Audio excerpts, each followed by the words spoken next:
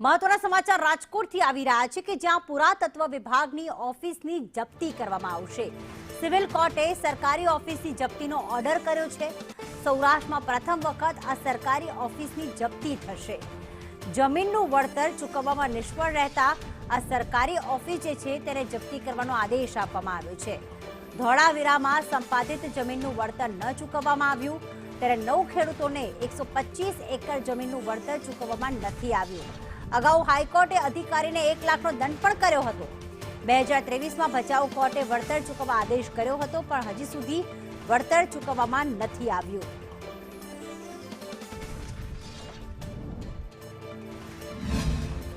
ધોળાવીરા જમીન સંપાદન મામલે ખેડૂતો છે તેને યોગ્ય વળતર ન મળતા કોર્ટના દ્વાર છે તે ખખડાવવામાં આવ્યા હતા। ત્યારે કોર્ટ દ્વારા જે ચુકાદો આપવામાં આવ્યો છે, સૌરાષ્ટ્રમાં પ્રથમ વખત ઐતિહાસિક ચુકાદો હશે કે જે સરકારી જમીન છે તેની જપ્તી કરવામાં આવશે। શું આખો બનાવ શું છે? આમાં એવું છે કે 2005માં જમીન સંપાદન કરવામાં આવેલ આર્કોલોજીસ્ટ વિભાગ દ્વારા અને 2005થી ખેડૂતોને જે વળતર આપેલ હતો 0.64 પૈસા પર ચોરસ મીટર ચૂકવેલ હતો। ત્યારબાદ ખેડૂતો નારાજ થઈ અને નામદાર ભચાઉ કોર્ટમાં કેસ દાખલ કરેલ અને એ કેસનો ચુકાદો 31/7/2023ના રોજ આવેલ અને પર ચોરસ મીટરનો 9.57 પૈસાનો ચૂકવણો નામદાર કોર્ટ દ્વારા કરવામાં આવેલ ખેડૂતો તરફે। વળતર નથી આપી એમ અમે કેસ કર્યો। કેસ હાઈકોર્ટમાં અમે જીતી ગયા। એમનો હુકમે આવી ગયો કે એમને વળતર આપી દો, હજી વળતર અમને નથી આપી, બરોબર। તો આજ તો અમારે જે આપણે ઓફિસ છે એ ઓફિસમાં જે ફર્નિચર છે એ બધું અમારે જપ્ત કરવાનું। 9 ખેડૂત છે અને ટોટલ જમીન છે 120 એકર। 120 એકરમાં એને કીધું કે અમે વળતર પાછી દઈ દઈશું। ચોક્કસ હું તમને આ પુરાતત્વ જે ઓફિસ છે તેના પણ દ્રશ્યો બતાવીશ કે જે આ જમીન છે તેને લઈને જે આ વિવાદ છે તે ચાલી રહ્યો છે। ખેડૂતો છે તેના દ્વારા કોર્ટના દ્વાર છે તે ખખડાવવામાં આવ્યા હતા।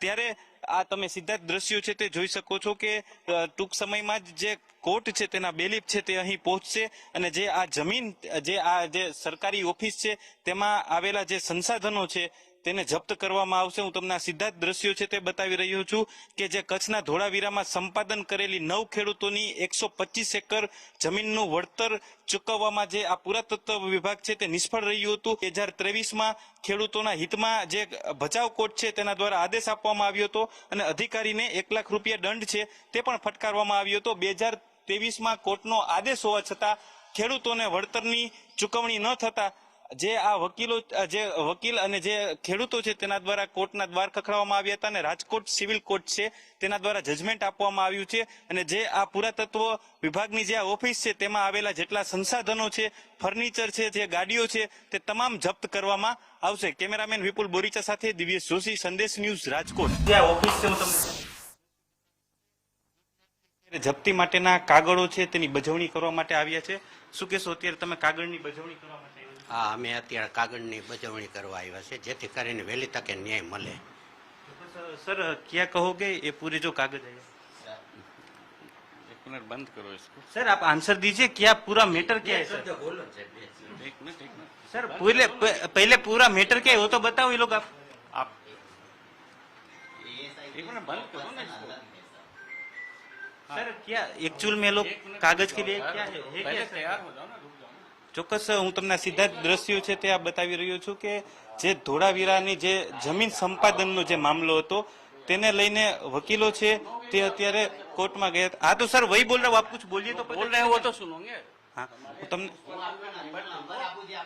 प्रेस से बात करने के लिए ऑथराइज नहीं है, ठीक है। हमारा स्पोक्स पर्सन का नंबर ले लो, अब उनसे बात कर लो, उनका स्टेटमेंट ले लो, ठीक है ना। ચોક્કસ હું તમને આ દ્રશ્ય બતાવી રહ્યો છું કે જે કોર્ટનો સ્ટાફ છે તે અત્યારે જે આ ઓફિસ છે ત્યાં પહોંચી ગયો છે અને જે ઓફિસનું જે ફર્નિચર છે, ઓફિસના જે સંસાધનો છે, ઇલેક્ટ્રિક ઉપકરણો છે તેને જપ્તી માટેના કાગળ છે તે બજાવવા માટે આવ્યા છે। ધોળાવીરાની જે 9 ખેડૂતો છે તે 125 એકર જમીન સંપાદનને લઈને યોગ્ય વળતર ન મળતા મામલો કોર્ટે પહોંચ્યો હતો અને જે રાજકોટની કોર્ટ છે તેના દ્વારા આદેશ આપવામાં આવ્યો હતો। તેના ભાગરૂપે અત્યારે જે કોર્ટનો સ્ટાફ છે તે કાગળની બજવણી કરવા માટે પુરાતત્વ વિભાગની ઓફિસે પહોંચ્યો છે અને સાંજ સુધીમાં અહીંના જે ફર્નિચર છે, જે ઇલેક્ટ્રિક ઉપકરણો છે તેની જપ્તી છે તે કરવામાં આવશે। કેમેરામેન વિપુલ બોરીચા સાથે દિવ્યેશ જોશી, સંદેશ ન્યૂઝ, રાજકોટ।